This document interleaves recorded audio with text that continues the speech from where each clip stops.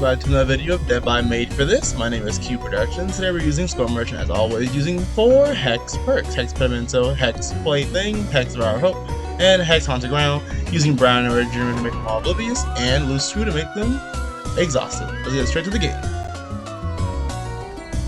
Okay, we're playing on Sheltered Woods today, which got a change when Score Merchant first came out. So as a result, it's actually Score Merchant's map, which is really cool. Of course, Score Merchant main over here playing on Score Merchant's map, I automatically win because I don't lose anyway. So we're gonna put a drone in the main building. I actually really like this map because I love Sheltered Woods, and then they made it look better with Score Merchant's map, so I kind of like it even more. Okay, well, I'm gonna chase Mikhail off this gym, but then I look over here and I see another person who I'm gonna chase. But of course, you know, we're in the what's it called? We're inside of the main building, not main building, the shack. The shack's really annoying. And I hit her with that hit, by the way, and she looked at me like, what the world? Because that hit did look really weird, but I swung really early so I could use the power of my lunge to try and hit her. So I realized I'm not going to be able to catch her because this rock is stupid. So I'm going to just break this pallet because it's the only way I can actually catch up to her. She's going to blind me, but it doesn't matter because I actually really like the main building of this map. I kind of understand how to loop it pretty well. Also, this pallet right here is super unsafe, but she's not going to throw it down. Then you would think your teammate would, you know, protect you by body blocking, but instead she just lets her die. So now I'm going to grab her.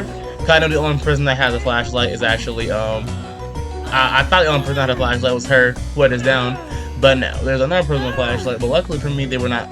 I wasn't facing them, so they had a hard time actually trying to flashlight save. I'm going to hook her in the basement because that's the only place where these survivors are to be at. They deserve to die by basement hooks. Now I look and I realize that I believe I can't remember his name, but he was near my drone radius.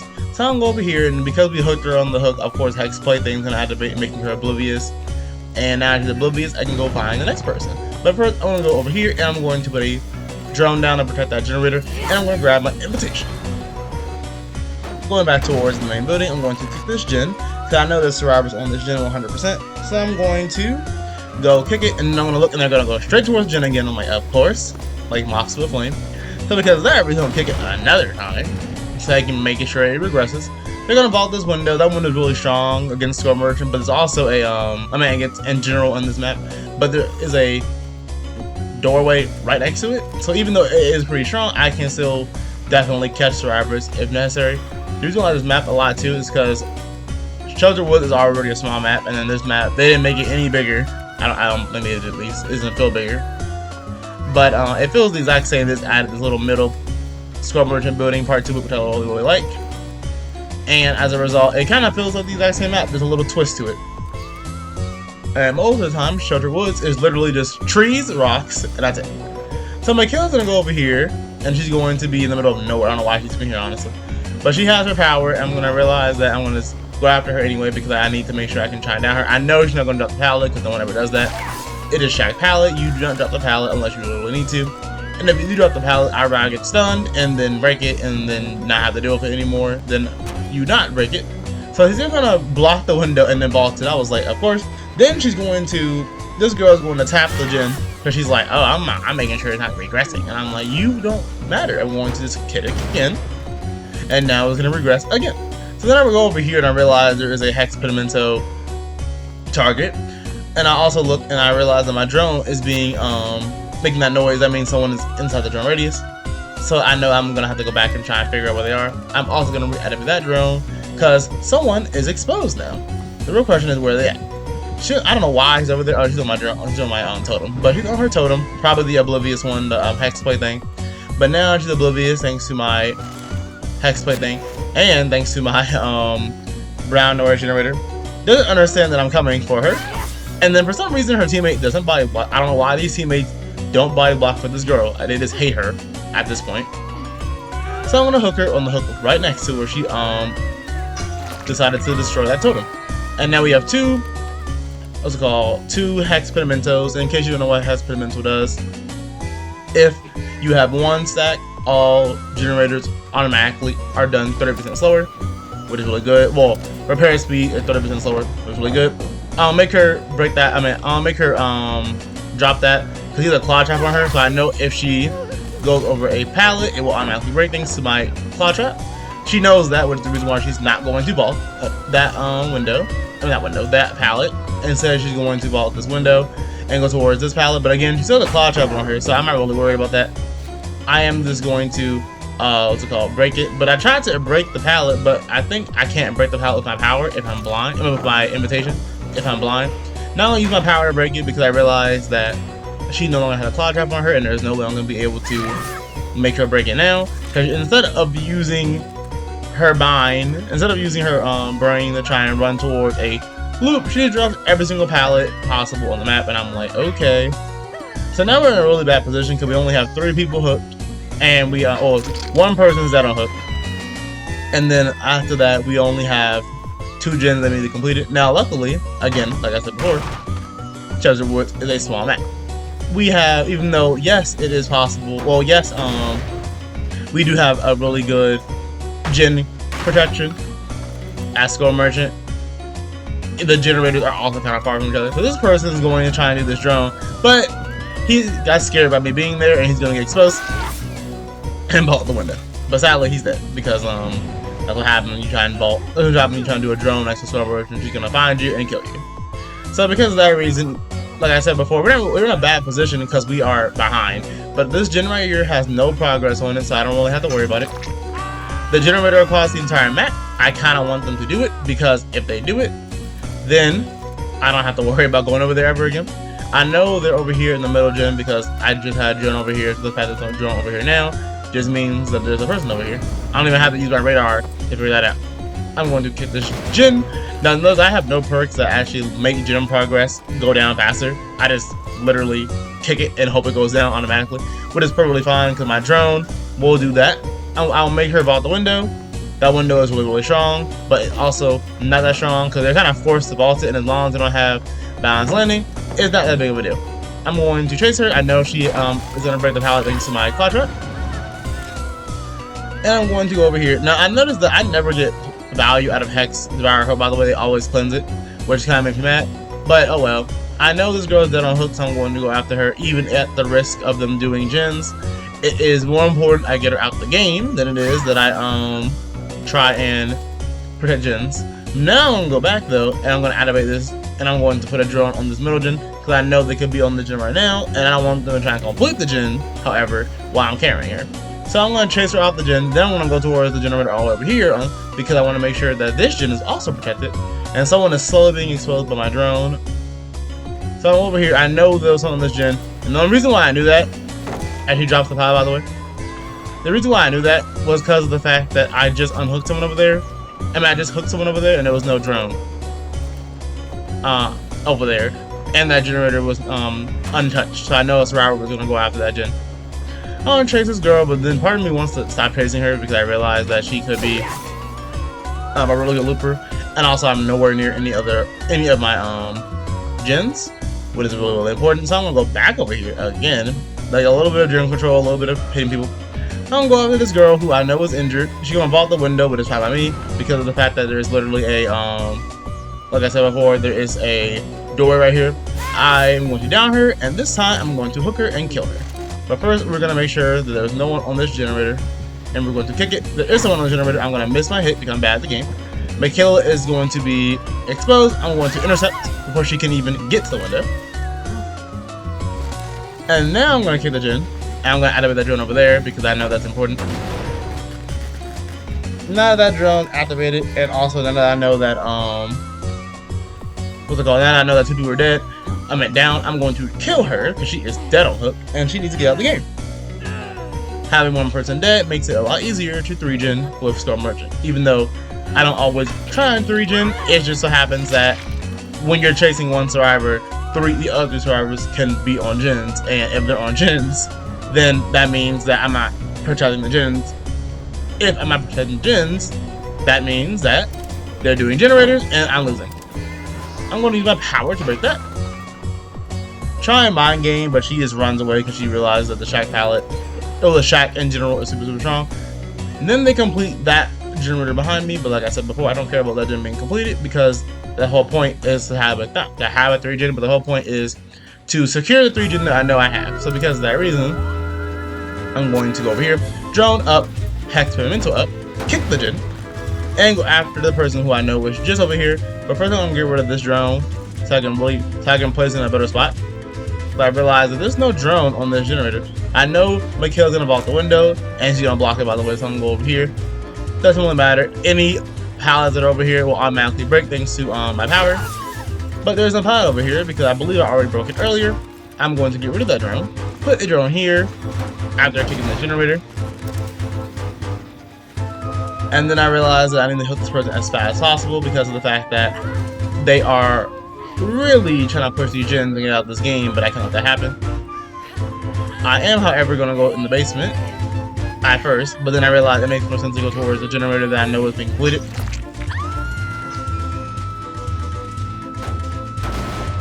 I don't know why he didn't get rid of the drone, and instead he decided to just continue doing the gen, I guess. I don't know why. But now I'm going to go over here because I know someone on this gen, as I was predicted.